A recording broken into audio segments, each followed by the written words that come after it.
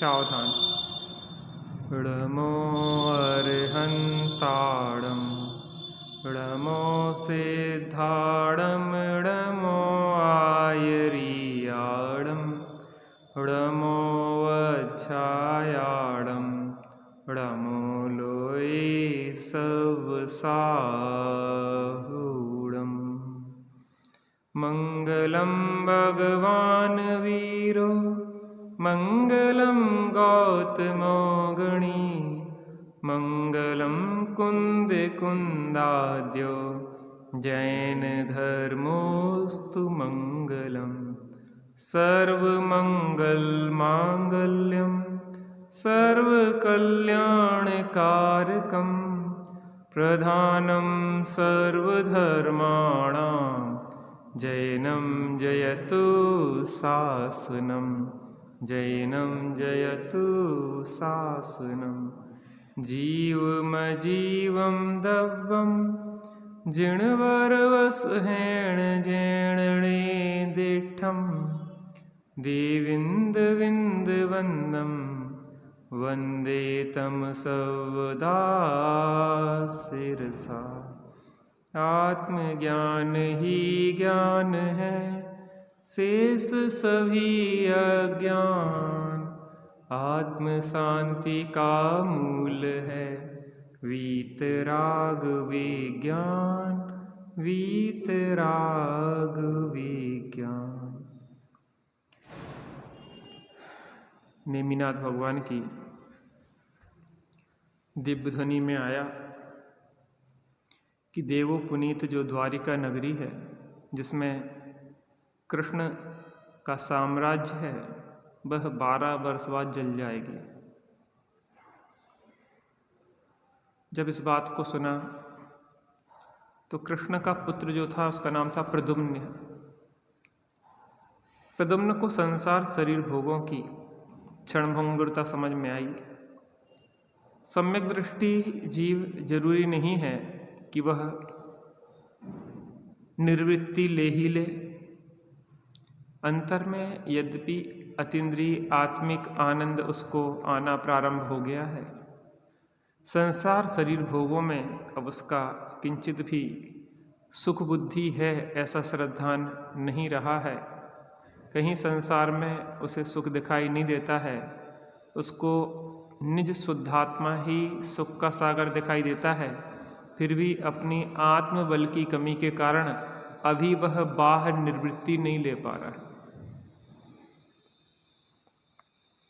श्रद्धान ज्ञान तो एक बार में बदल जाता है, लेकिन आचरण बदलने में क्रम होता है, समय लग सकता है, लेकिन बदलता अवश्य है। प्रद्युम्न ने जब यह बात सुनी कि यह देव पुनीत द्वारिका कुछ समय में जल जाएगी तो प्रद्युम्न को वैराग्य हो गया। जो सम्यक दृष्टि है उस सम्यक दृष्टि के नियम से वैराग्य होता ही होता है। ये जरूरी नहीं है कि इस भव में ही हो, लेकिन अगले भवों में वह संयम धारण करके नियम से मोक्ष जाता ही है। भावना तो उसकी उसी क्षण होती है सम्यक्त होने के साथ ही कि संत साधु बन के बिचरूं वह घड़ी कब आएगी। चल पड़ूं मैं मोक्ष पथ पर वह घड़ी कब आएगी। आएगा वैराग्य मुझको इस दुखी संसार से। आएगा वैराग्य मुझको इस दुखी संसार से। छोड़ कर घर वार दीक्षा की घड़ी कब आएगी। छोड़ कर घर बार दीक्षा की घड़ी कब आएगी, संत साधु बन के विचरूं, वह घड़ी कब आएगी। आएगा वैराग्य मुझको इस दुखी संसार से। निरंतर भावना तो यही बात है कि कब मुझे इस दुखी संसार से वैराग्य, छोड़कर घरवार दीक्षा की घड़ी कब आएगी। वह श्रावक नहीं है जिसे निरंतर मुनिपने की भावना ना होती हो। वह श्राविका नहीं है जिसे निरंतर आर्य का पद प्राप्त करने की भावना उल्लसित ना होती हो। निरंतर भावना तो यही रहती है।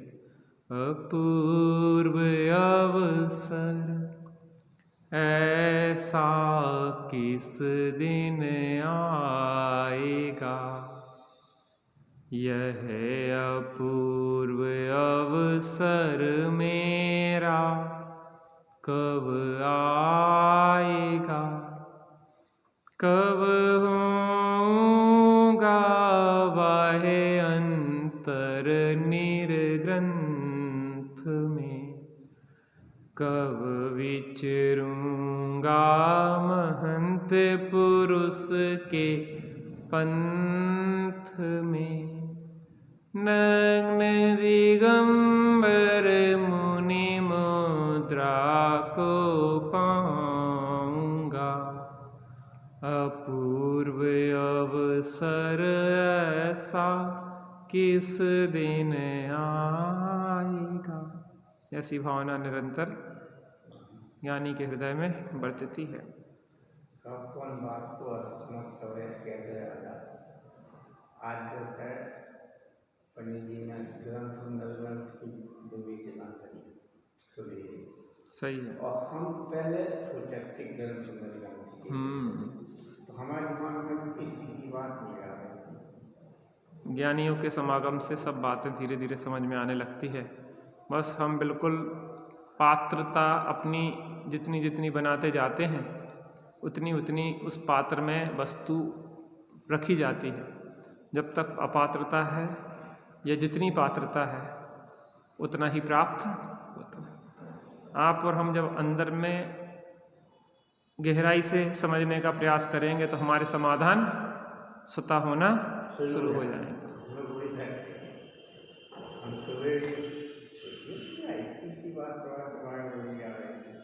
हम अगर वीर वाणी पे श्रद्धा करें, मार्ग संयम के खुलते चले जाएंगे।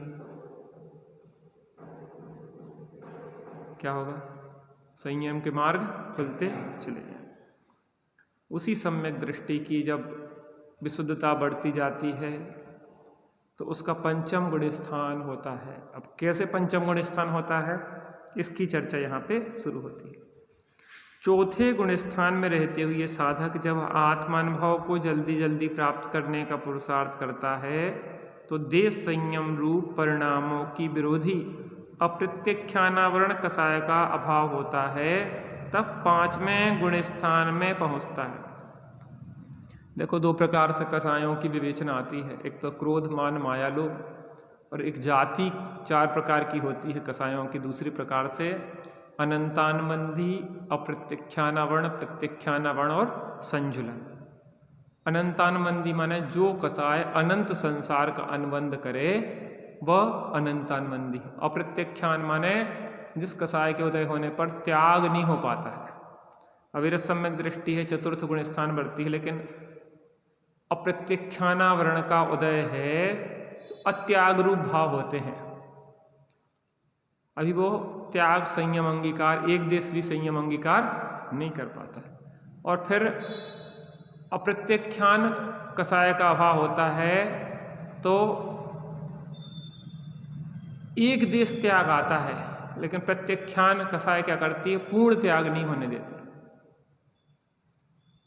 पूर्ण संयम अर्थात महाव्रत को जीव अंगीकार नहीं कर पाता है। और फिर उसके बाद प्रत्याख्यान का भी अभाव होता है, संजुलन का अभाव होता है। क्या होते हैं? साथ में ज्वलन, जिसमें महाव्रत संपूर्ण संयम अंगीकार तो करता है, लेकिन उसके साथ वह कसाय जाज्वल्यमान होती है, अर्थात वह कसाय उसके साथ में चलती रहती है। कौन सी? संजुलन कसाय। जब संजुलन कसाय का भी अभाव होता है तो यथाख्यात चारित्र प्रकट होता है। जैसा सिद्ध भगवान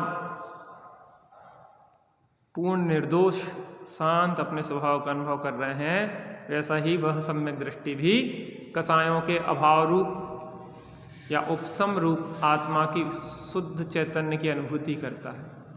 निचले गुण स्थान में जो अनुभूति होती है उसमें वैसी विशुद्धि नहीं होती है जितने की संजुलन कसाय का भी अभाव होने पर होती है, क्योंकि अभी उसमें कसायों का अबुद्धि पूर्वक तो है, भले स्वरूप अनुभव कर रहा है, उस काल में भी अबुद्धि पूर्वक तो कसाएं चल रही हैं, उससे उतनी विशुद्धि निर्मलता नहीं बन पाती है पढ़ती। तो संपूर्ण कसायों का अभाव होता है तो पूर्ण निर्मलता होती है। जैसे किसी गिलास में पानी डला है, उसमें गंदगी भी है, तो एक तो गंदगी ऐसी है कि उतर आ रही है, एक गंदगी, एक में बहुत ज़्यादा गंदगी हो गई, दूसरी उसमें कुछ कुछ गंदगी है ऊपर, कुछ कुछ नीचे है, तो कुछ निर्मलता है और कुछ मलिनता है। कुछ में गंदगी नीचे ही जम गई है लेकिन ऊपर साफ है, लेकिन अभी तली में क्या है, गंदगी, थोड़ा हिलेगा तो वो आ जाएगी। और एक में गंदगी पूरी हटा दी गई, अर्थात ऊपर ऊपर का साफ पानी दूसरे गिलास में भर लिया और गंदगी का क्या हुआ, हटा दी गई, वो फेंक दी गई, तो पूर्ण निर्मलता हो गई। तो कसाएं जो हैं वो कसाएं क्या है, जीव को दुख देती है। जितनी जितनी कसायों का अभाव होता है उतना उतना दुख का अभाव होता है, सुख सुख प्रकट होता चला जाता है। जब संपूर्ण कसायों का अभाव होता है तो संपूर्ण सुख प्रकट हो जाता है। क्या कह रहे हैं कि चौथे गुण स्थान में रहते हुए साधक जब आत्मानुभव को जल्दी जल्दी प्राप्त करने का पुरुषार्थ करता है तो देश संयम रूप परिणामों की विरोधी अप्रत्यख्यानावरण कसाय का अभाव होता है। तब पांचवें गुण स्थान में पहुंचता है, वहाँ त्याग के भाव होते हैं और बहिरंग में अणुव्रतादिक 12 व्रतों को धारता है तथा 11 प्रतिमाओं के अनुरूप आचरण क्रम से शुरू होता है। अंतरंग में अप्रत्यख्यानावरण कसाय का अभाव होता है, वहाँ जो कसाय के अभाव में निर्वृत्ति है वह चारित्र है।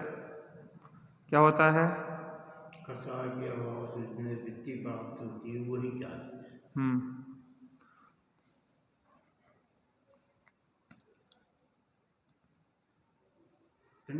धर्म है, एक मिनट। और जो कसाय के आंशिक सद्भाव में व्रतादिक रूप आचरण है वह शुभ भाव होने से पुण्य बंध रूप है।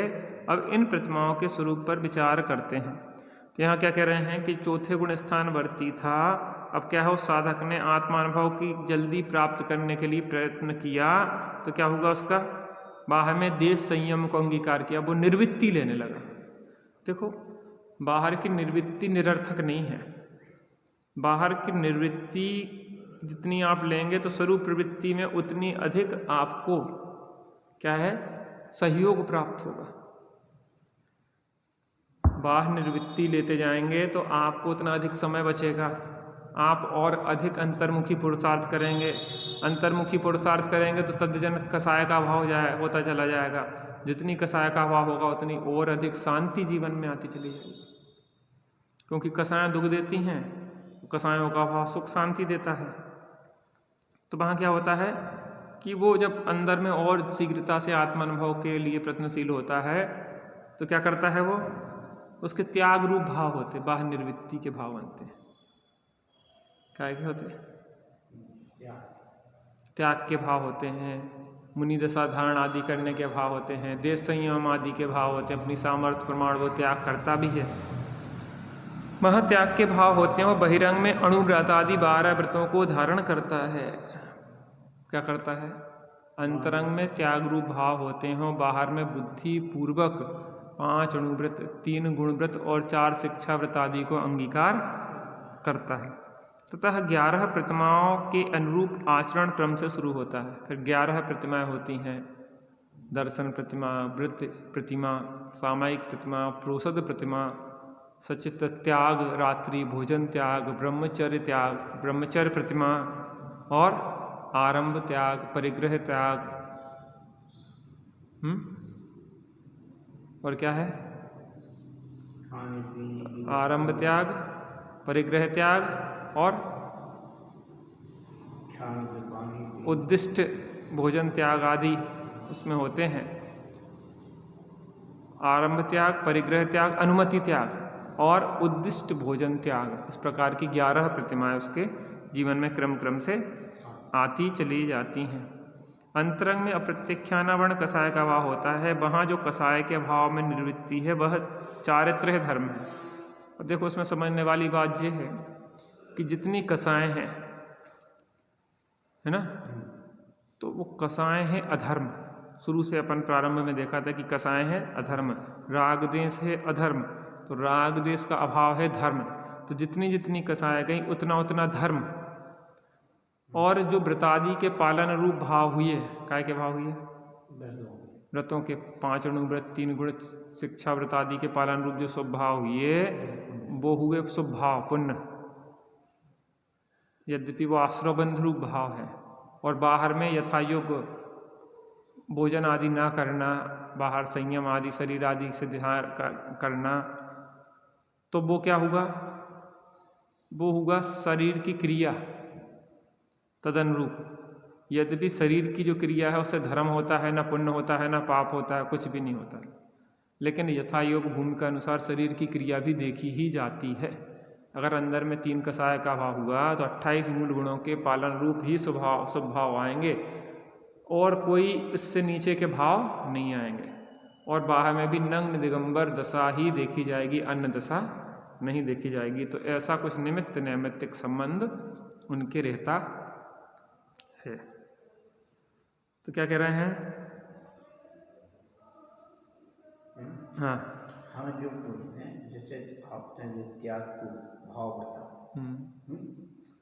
अब हमने आलू छोड़ दिए, जैसे बहुत बढ़िया छोड़ दिया। नहीं, हमने हल्दी छोड़ दी, मतलब हम पूछ रहे हैं आपसे कि हमने आलू छोड़ दिए।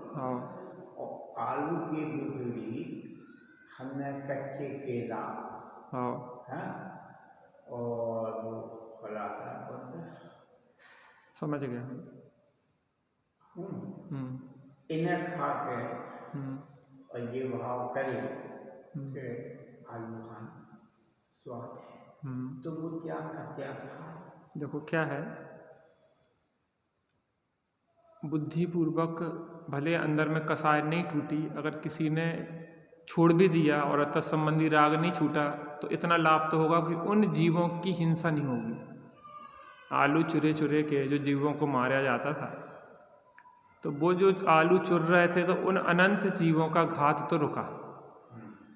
अब अंदर में कसाएं भले नहीं उस संबंधी राग गया है तो वो राग एकदम से नहीं जाएगा, वो धीरे धीरे जाएगा। अभी चूंकि आसक्ति आलू में रही है, लेकिन अभी इतना भी भाव आया है अगर उस व्यक्ति को कि अपन को आलू छोड़ना है, क्योंकि आलू में अनंत जीव होते हैं, भगवान की आज्ञा है, तो भी वह सराहनीय है। क्योंकि उसने क्या किया है कि जिन आज्ञा का पालन किया है। क्योंकि बहुत सारी चीज़ों में हमारी बुद्धि काम नहीं करती। कुछ लोग तो ऐसे हैं कि आलू में कहाँ दिखते जीव, और इस हट के कारण आलू नहीं छोड़ते। प्याज में कहाँ दिखते जीव, इस हट के कारण, क्योंकि जिनाज्ञा है। अगर उसने जिनाज्ञा के आधार पर भी अगर आलू का त्याग किया है तो वो सराहनीय है, प्रशंसनीय है चरणान्यों की तरफ से। लेकिन द्रव्यान्यों कहेगा कि तत्संबंधी राग का त्याग और कर दो। उस पदार्थ का त्याग किया जो बहुत अच्छा है, लेकिन उस संबंधी आसक्ति का त्याग भी कर दो। अगर तुम्हें लगता है कि केला में आलू का जैसा स्वाद आ रहा है तो तुम्हें कहीं ना कहीं आलू के प्रति राग है। जिस चीज़ के प्रति तुम्हें पता पड़ जाता है कि ये गलत है, तो उस गलत चीज़ को छोड़ने में उस संबंधी विकल्प भी छोड़ना चाहिए, तब संपूर्णतः त्याग होता है। तो वो अगर किसी पहुंचना तो वहीं तक है, लेकिन प्रारंभ में सर्वथा ऐसा नहीं हो पाता है, तो कोई अगर इसको छुड़वाता भी है या छोड़ता भी है तो उसमें कोई दोष नहीं है उसको बुद्धिपूर्वक छोड़ना ही चाहिए। आसक्ति नहीं भी छूटे तो तत्संबंधी उन जीवों का घात तो रुक ही जाता है, लोक में अप्रभावना आदि से आप बच जाते हैं। ये तो कहते देखो वह कितने धर्मात्मा है, आलू भी खा रहा है, रात में भी खा रहा है। इन चीज़ों से भी कम से कम बाहर में जैनोचित आचरण तो हमें बुद्धिपूर्वक करना चाहिए, भले कसायों संबंधी छूटी हो या ना छूटी हो, क्योंकि जिनाज्ञा हमारे सिर माथे होना चाहिए। और देखो जो व्यवहार भी जिन धर्म की आज्ञा का पालन करता है वो दुर्गति से बच जाता है। भले आत्मा अनुभव नहीं भी हुआ लेकिन जिन आज्ञा अनुसार चलता है तो दुर्गति से बच जाता है, क्योंकि उसका बाह्य जीवन अच्छा होता है, बाह्य में दूसरों को सताता नहीं है, अभक्ष चीज़ें खाता नहीं है, बाह्य हिंसा आदि ज़्यादा करता नहीं है, जिसमें ज़्यादा हिंसा हो रही हो वो कार्य करता नहीं है। तो कसाय तो मंद है, क्योंकि तीव्र कसाय में वो छोड़ नहीं सकता। तो इतना है। अब तत्संबंधी ये भी कहेंगे इतना किया तो अच्छा किया, और उस संबंधी राग को और छोड़ दो तो बहुत अच्छा हो जाएगा। और राग को छोड़ दो तो राग कैसे छूटेगा? आत्मानुभव से छूटेगा। तो अंतर्मुखी अभ्यास भी करो, अंतर्मुखी अभ्यास करोगे तो संबंधी विकल्प ही नहीं आएगा। विष्टा को जिसको हम त्याग देते हैं, देखने का भाव आता क्या? हमने खकार थूकी है तो क्या खकार को थूक को देखने का भाव आता कि कितनी थी? ऐसे ही इसको अंदर में अपनी निधि मिल जाती है, फिर वो उसको उन चीज़ों का रस भी छूट जाता है कि हमने क्या छोड़ा।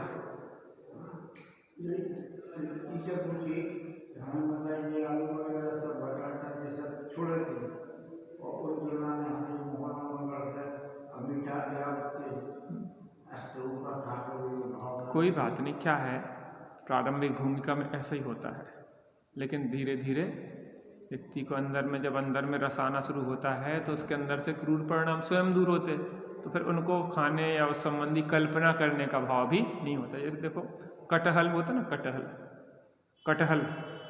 कटहल में क्या होता है, कुछ मांस जैसा दिखता है, सफ़ेद सफ़ेद सा। कटहल में चिपचिपापन होता है, कुछ मांस की कल्पना जैसी होती है, तो भद्रपुरुष कटहल नहीं खाते। आपकी बात सही है, पर हमारी दृष्टि को फर्क है। देखो दृष्टि, हमारी दृष्टि कहाँ है? मांस पे। हमारी दृष्टि कहाँ है? मांस पे। तो हमारे जो विचार हैं वे उतर जा रहे हैं, बस कटहल पे नहीं जा रहे, बस इसलिए वो दोष आ जाता है। इस पे दोष कटहल पे नहीं है। कटहल में दोष दूसरी प्रकार का है तो उसमें बड़े फल का है, एक दूसरे प्रकार का उसमें दूध टाइप का रहता है, वो अपने प्रकार का है, वो मांस जैसा दोष तो नहीं है। लेकिन फिर भी कद्दू है, कद्दू में क्या है, लेकिन वो बड़ा फल है, क्योंकि उसको बनाते हैं तो क्रूर। आपको देखो जैनी लोग ऐसे कठोरता के परिणाम भी नहीं कर सकते, बड़े उसको बनाने को बड़ा चक्कू चाहिए पड़ेगा, बड़ी तरीके से। और तरबूज है जैसे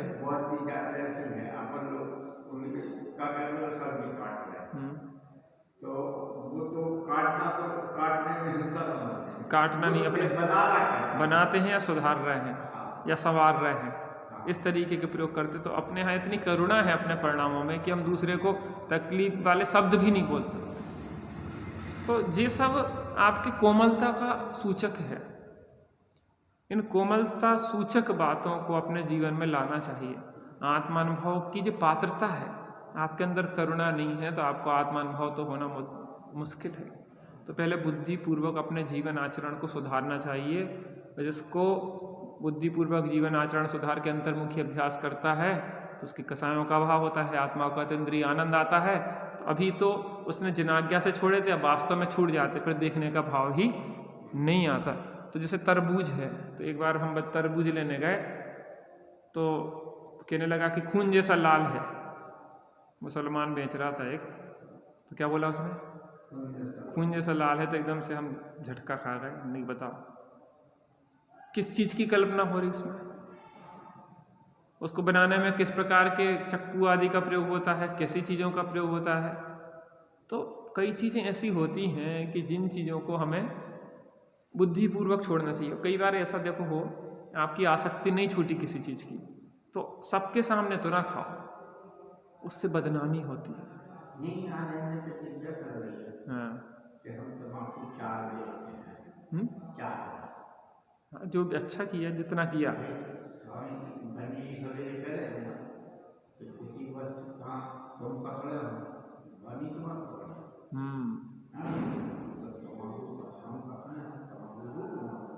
सही। तो आज हम 4 बार हैं।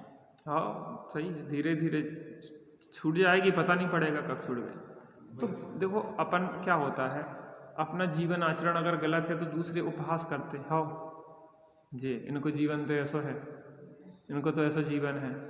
तो हाँ देखो परिवाह भले ना करो, लेकिन जीवन अच्छा करेंगे तो अपने लिए आनंददायी हो और उससे जिन साधन की अप्रभावना नहीं होगी। देखो हमारा जीवन हमारे लिए नहीं है, हमें देख के लोग भगवान महावीर का मूल्यांकन करते हैं, ऐसा जे जैन ऐसे हैं तो इनके भगवान भी ऐसे ही होंगे। जैसे जिसके माँ बाप मताई वैसे ताके लड़का, हाँ जैसे जाके नदी या नारे तैसे तेके लड़का, क्या है ऐसे कुछ कहावत है। तो कहते मताई बाप ऐसे ही होंगे, अगर बच्चा बर्बाद हो तो क्या कहेंगे लोग, मताई आपने संस्कार नहीं दी। तो हम जो जीवन जी रहे हैं हमारे माध्यम से भगवान महावीर जैन धर्म बदनाम होता है। तो कम से कम अगर आत्मानुभव नहीं भी हुआ, सत्य बात है, ये बात सत्य है। इसलिए कि हमारा बांदा में दशहरा को हम लोग उत्सवपूर्वक तो उस दिन दशहरे में रात के सब पूरी सामान एक दूसरे के घर आती जाती है। हाँ। और वो पूरी सामान अपनी जो कहे लोग मतलब अन्य जाति के भी, हाँ जैनेतर लोग भी आते जाते हैं, हम लोग वहाँ ब्याली रखी जाती है।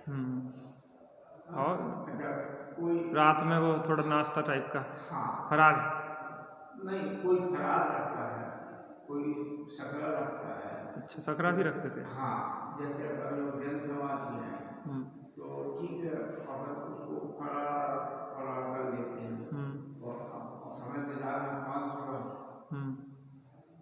तो हम लोग सवेरे से खाना पीना त्याग देते हैं, जो रात का घर जाना तो करते थे बड़े आराम से। अच्छा एक पंडित जी थे अमीर जैन के साथ शास्त्री के लोग, तो वो बाहर के थे। अच्छा वो बाहर के थे पर आके बात रहने लगे तो वो अपने ज्ञान से कहा करते थे देखो ये अपनी गलत प्रचार सही है। हाँ तो हम लोग ये कहा करते थे पंडित जी तुम तो आप बाहर की, तो मैं कहा बहुत गलत कर रहे हैं, नहीं कर रहे हैं, परिणाम में कम वो दिखा है। हाँ मतलब इतना सा है, अपने मुस्लिम से कोई जो कहता है हिंदी खाती है, आप वहाँ जाके खा रहे हैं, आप खा रहे हो।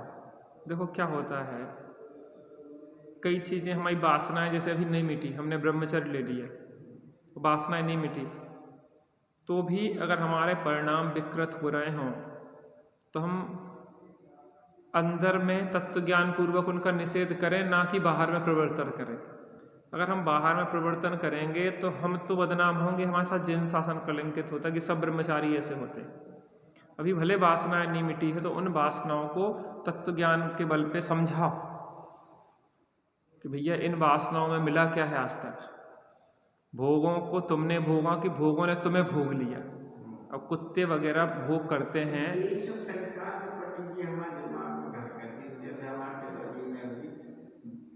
काफी मतलब जो 60-65 यही सब चलता हम कहते कि तुमने शादी करी बाल बच्चा बैठा करे, अब तुम क्या देखो क्या होता है, दो प्रकार से है, एक तो स्वरूप प्रवृत्ति पूर्वक निर्वृत्ति होती है और एक बाहर निर्वृत्ति पूर्वक स्वरूप प्रवृत्ति होती है। तो बुद्धि पूर्वक तो क्या होता है, बाहर निर्वृत्ति होगी और स्वरूप प्रवृत्ति होगी, क्योंकि उस संबंधी कषाय का अभाव करना है तो तत्संबंधी प्रवृत्ति पहले होगी, नियम प्रतिज्ञा पहले होगी और तत्संबंधी कषाय का अभाव बाद में होगा। ऐसा समझे कि किसी को मुनि दशा के योग 3 कषायों का अभाव होना है तो पहले वो पंचम गुण स्थान आदि हो गए उसके, और बुद्धि पूर्वक गुरु की साक्षी में जाएगा और महाव्रतों का अंगीकार करेगा। नग्न दिगंबर दशा वो अभी पंचम गुण स्थान की भूमिका में 2 कसाय का भाव है, 3 का नहीं है, तो भी वो मुनि दशा को अंगीकार करेगा। और जब वो मुनि दशा को अंगीकार करके सामायिक आदि काल में बैठेगा तो अंतरंग की विशुद्धि बढ़ेगी और 3 कसाय का भाव तब होगा। तो बुद्धिपूर्वक त्याग करना पड़ता है चरणानिक शैली से, और फिर विशुद्धि बढ़ती है तो तत्संबंधी कसाय का भी अभाव जीव के होता हो जाता है अंतर्मुखी अभ्यास से। कुछ लोग बाहर निर्वृत्ति में संतुष्ट हो जाएं तो अनुभूति नहीं होगी, लेकिन बाहर निर्वृत्ति को साधन बना के अगर उससे अंतर्मुखी अभ्यास करें तो क्या होगा, तत्संबंधी कसायों के अभाव के अवसर रहेंगे। तो बात इतनी सी है कि हमें बुद्धिपूर्वक अपने जीवन को परिमार्जन करना है। कसायों का अभाव करना हमारे हाथ में नहीं है, आत्मा की अनुभूति करना हमारे हाथ में नहीं है, क्योंकि तत्संबंधी कर्मों का जब तक उपशम छह उपशम नहीं होगा तब तक आत्मानुभूति नहीं होगी। लेकिन हम बुद्धिपूर्वक तत्व विचार करें, बाहर में जीवन को अच्छा बनाएं, सप्त व्यसनों का त्याग करें, 5 पापों का सर्वथा या एक देश त्याग करें, जे हमारे हाथ में है। अच्छा पवित्र जीवन जिए, और ऐसे पवित्र जीवन जीने वाला जब अंतर्मुखी अभ्यास करता है तो उसकी कसायों का धीरे धीरे अभाव होता जाता है। तो बहुत बाह्य जीवन भी हम अगर अच्छा बनाते हैं तो दुर्गति से तो बच जाते हैं, और बाहर जीवन को अच्छा बनाने पूर्वक अंतर्मुखी अभ्यास से आत्मानुभूति करते हैं तो चतुर्गति से बच जाते हैं, पंचम गति को प्राप्त कर लेते हैं। तो बाह्य जीवन को अच्छा बनाने में कोई बुराई नहीं है।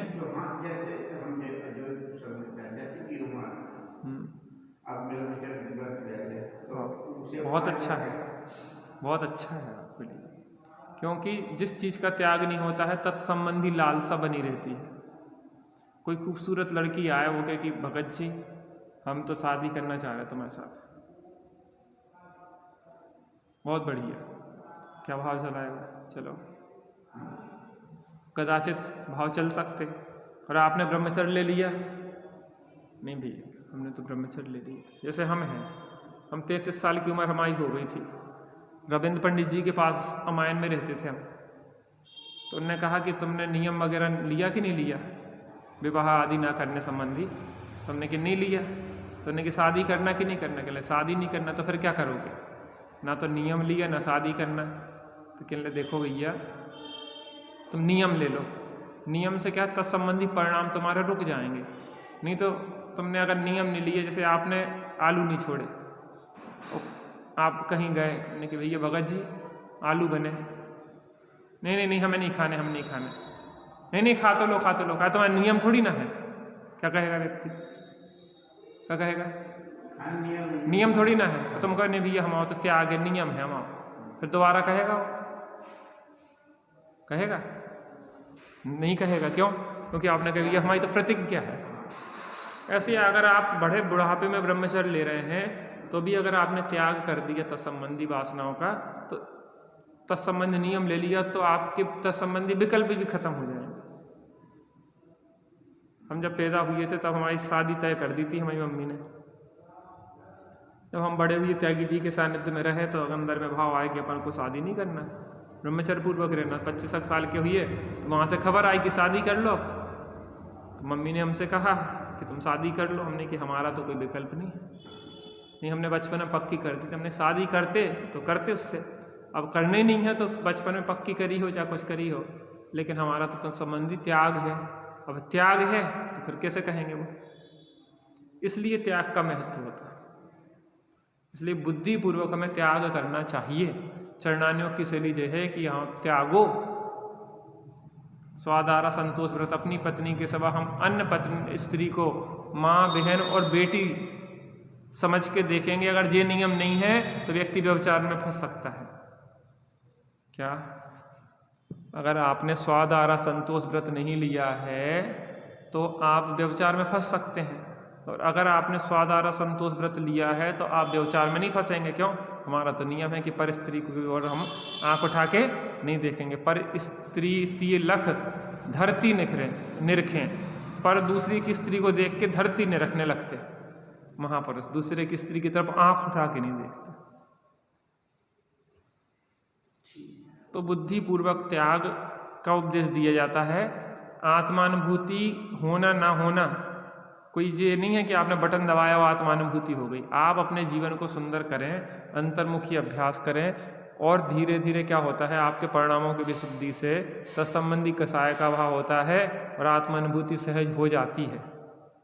उसको आपके हाथ में नहीं है कि हमें अभी सम्यक दृष्टि भी हो, सोचा अभी अनुभूति कर लेना, तो भी नहीं कर सकता वो तो अंतरंग में सहज ही धारा बनती है जब, तो उपयोग अपने आप बाहर से थकता है और अंतर्मुखी होता है, बस आप बैठ जाओ, उपयोग डूब जाता है। इसलिए बुद्धिपूर्वक जो कर सकते वो करना चाहिए, बाकी योग्यता के अधीन है जो होना है। जिन शासन में क्या सर्वांग संतुलन है, कहीं खींचतान नहीं है, कहीं प्रमाद के लिए स्थान नहीं है, स्वच्छंदता के लिए स्थान नहीं है, इसलिए नियम प्रतिज्ञा का अपना महत्व होता है। समझ में आया कि नहीं आया? अपन सबको इस बात का ध्यान रखना चाहिए। तो क्या कह रहे हैं, तब 5वें गुणस्थान में पहुंचता है, वहां त्याग के भाव होते हैं और बहिरंग में अणुव्रतादि 12 व्रतों को धारण करता है तथा 11 प्रतिमाओं के अनुरूप आचरण क्रम से शुरू होता है। 11 प्रतिमाएं होती, उनके क्रम से दर्शन आदि प्रतिमाओं के आचरण को शुरू होता है। अंतरंग में अप्रत्यख्यान कषाय का भाव होता है, वहाँ जो कषाय के अभाव में निर्वृत्ति है वह चारित्र है। जितनी जितनी निर्वृत्ति है और चारित्र निर्वृत्ति पूर्वक स्वरूप प्रवृत्ति है, उसको चारित्र कहेंगे। क्या स्वरूप प्रवृत्ति है, वो वास्तविक चारित्र है, वो धर्म है। यहाँ नेगेटिव तरफ से बोल रहे हैं, लेकिन स्वरूप धर्म माने होता है निकषाय भाव, वीतराग भाव। तो जितनी कषायों के अभाव रूप वीतरागता परिणति में प्रकट हुई आत्मा में, उतना वो धर्म है, समझे। और जितनी अभी कषाय शेष है वो स्वभाव रूप कर्म है। उससे क्या होगा, पुण्य का बंध होगा, सुगति होगी। सम्यक दर्शन से सुगति नहीं होती, सम्यक दर्शन तो चतुर्गति के नाश का कारण है। जो सुगति होती है सम्यक दृष्टि की, जो कषाय हैं, तो उसमें जो सबके सुखी रहे सब जीव जगत के से भाव जो होते हैं, जीवों की रक्षा आदि के भाव होते हैं, उन भावों से सुगति होती है। और तत्संबंधी ही देख के चलने आदि रूप जो क्रिया होती है, यद्यपि वो ना तो धर्म है, ना वो आश्रय रूप है, ना पुण्य रूप है, ना पाप रूप है, लेकिन वो क्रिया योग बेसी ही होती है। मुनिराज हैं तो देख के चलेंगे, अनर्गल नहीं यहाँ वहाँ घूमते फिरेंगे, लेकिन उससे धर्म नहीं है, लेकिन उससे ही मूल्यांकन होता है कि इसकी क्या स्थिति है। चरणाने वो वहीं से देखता है बाहर से। अच्छा, 3 कषाय का अभाव हो तो बताओ ये नग्न दशा है कि नहीं। आप कहो कि हम कहें कि हमारी 3 कषाय का अभाव होगा, तो चरणाने को बाहर में नग्न दशा होना चाहिए, पिच्ची कमंडल होना चाहिए, कहाँ है? नहीं हमारी तो कषाय का अभाव, कहने लगे ऐसा नहीं होता 3 काल में। क्या ऐसा 3 काल में नहीं होता कि 3 कषाय का अभाव हो जाए, बाहर में कपड़ा पहने रहो। आनंद के झरने झरते प्रदेशों से निज ध्यान जब धरते हो, मोह रिपु क्षण में तब नष्ट हो जाता, श्रेणी जब चढ़ते हैं हो।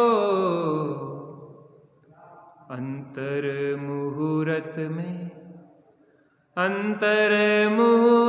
में ही जिनने अनंत चतुष्टय धारा है, दिगंबर वेश न्यारा है। निर्ग्रंथों का मार्ग हमको प्राणों से भी प्यारा है, निर्ग्रंथों का मार्ग। हमारे दोस्त बांधे में तम्बाकू वो भी बहुत खाता था। ये जो तम्बाकू पी के घर वाली से झगड़ा हो, फिर मुनि बन सत्या मुनि दीक्षा ले ले 6-7 साल मुनि बनो, मकर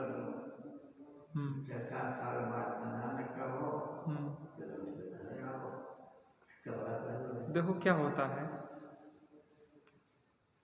आप अगर बाह्य निवृत्ति का प्रयोग स्वरूप प्रवृत्ति के लिए नहीं करते हैं तो वो चीज स्थिति ज़्यादा समय टिक नहीं पाती।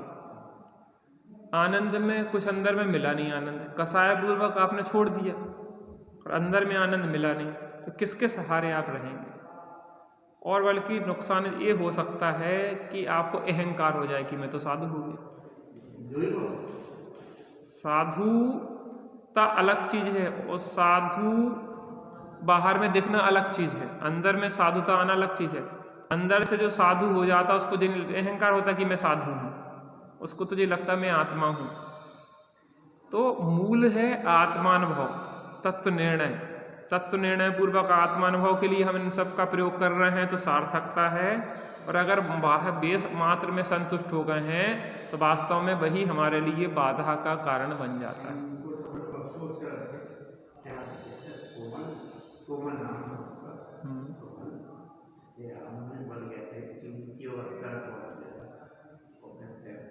फिर अपना ये गृहस्थी में आ गया। ये देखो गृहस्थी में आने के 6-7-8 महीने जिंदा रहा खत्म हो गया। कितनी बड़ी दुर्घटना।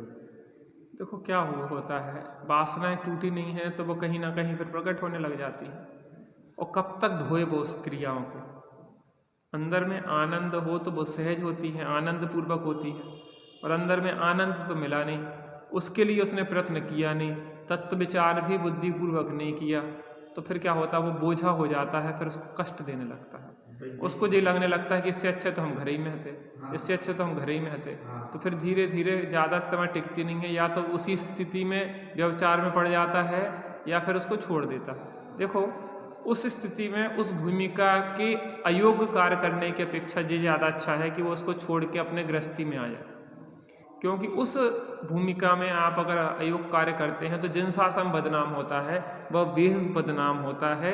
इसलिए सब लोग कहते हैं सब महाराज सब साधु ऐसे ही होते हैं, सब श्रावक ऐसे ही होते हैं, सब जैन ऐसे ही होते हैं, सब ब्रह्मचारी ऐसे होते हैं। सब ब्रह्मचारी साधुओं धर्म को हमने अपने कारण बदनाम किया। तो अगर उसने ईमानदारी से छोड़ दिया है तो भैया नहीं सद पा रहा तो उस पद को बदनाम करने की अपेक्षा उसने छोड़ दिया, उस अपेक्षा कि उस पद को बदनाम करता, उस अपेक्षा ठीक किया। अब आप भले देख रहे हैं कि इसने 9 महीना बाद चला गया, उस देश में मर भी जाता तो कोई विशेष बात रख नहीं पड़ता, क्योंकि अंदर में वासनाएं और तीव्रता से चलती। शायद यहाँ आके उसको ऐसा लगे कि वो संबंधी विकल्प टूट गया जो चल रहा था। तो शायद देखो जीवन एक लंबा है, अनादि अनंत है, अनंत भव है, तो इस भव में नहीं हो पाया, आगे के भव में हो जाएगा। लेकिन तत्व विचार जरूरी है, तत्व विचार बिना सम्यक्त नहीं होता, सम्यक्त बिना संयम नहीं होता, और संयम बिना मोक्ष नहीं होता। इसलिए सबसे पहले तत्व ज्ञान, सबसे पहले तत्व ज्ञान कर, स्वपर भेद विज्ञान करो, निजानंद का अनुभव करके भोगों में सुख बुद्धि तजो, कोमल पौधे की रक्षा हित सील वाड़ नो करो खड़ी, ब्रह्मचर्य बिन जीवन निष्फल, बात कहूँ मैं खरी खरी। क्या है? सबसे पहले तत्व ज्ञान कर, स्वपर भेद विज्ञान करो। स्व क्या है और पर क्या है? निजानंद का अनुभव करके भोगों में सुख बुद्धि तजो। निजानंद के अनुभव बिना भोगों में सुख बुद्धि छूटती नहीं। कोमल पौधे की रक्षा है तो सील वाड़ नो करो कड़ी। कोमल पौधा होता है, उसकी रक्षा के लिए क्या करते हैं? बाड़ लगा देते हैं। ऐसे सील की बाड़ खड़ी करो। ब्रह्मचर्य बिन जीवन निष्फल, ब्रह्म स्वरूप आत्मा की चर्या बिन जीवन की निष्फलता है, इसलिए ब्रह्मचर्य को धारण। आत्म राम आत्म राम, आत्म राम आत्म राम, तू ही है ज्ञाता दृष्टा, तू ही है, मैं ही हूँ ज्ञाता दृष्टा मैं ही हूँ, मैं ही हूँ सुख निधान। आत्म राम आत्म राम, आत्म राम आत्म राम, जग में साचो शरण धाम। आत्म राम आत्म राम, तीर्थंकरों के विरह में जिन बचन दिग्दर्शन करें, निरपेक्ष सत चैतन्य को सापेक्ष वन विधिवत कहें। स्वाधीन शिव मग सुखद भवि अनुचरण खुद अनुभवें। हर सोलसित मन वचन तन से मातु सिरि को फिरना।